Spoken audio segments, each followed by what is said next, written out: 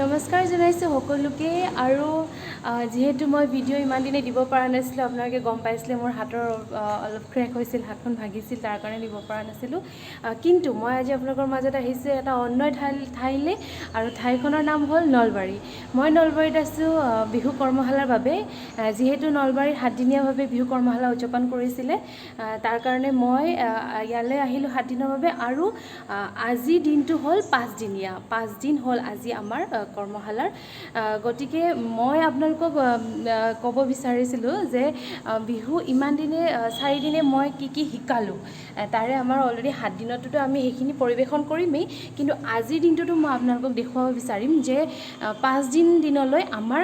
কণ মইনাসকলে বিহুৱতী হওক বা কণমানি বিহুৱতী কেনেকৈ তেওঁলোকে কি শিকিলে এই 4 দিনত আৰু আজি এই 5 দিনত মই আজি কি শিকাম তাকে আপোনালোকক দেখুৱাম বুলি অলপ থুলমূলকৈ দেখুৱাম বুলি আশা কৰিছোঁ আৰু আশা কৰোঁ আপোনালোকে মোৰ এই ভিডিঅ'টি খুব ভাল পাব বুলি গতিকে আহকচোন মই কেনেধৰণৰ যাত্ৰা কৰিলোঁ মই এতিয়া আছোঁ ইয়াৰে চাৰ্কিট হাউচৰ নলবাৰী চাৰ্কিট হাউচৰ আৰু ইয়াৰ পৰা মই এতিয়া ওলাই যাম আমাৰ কৰ্মশালাস্থলীলৈ আৰু তাৰ পৰিৱেশ আপোনালোকক মই দেখুৱাবলৈ চেষ্টা কৰিম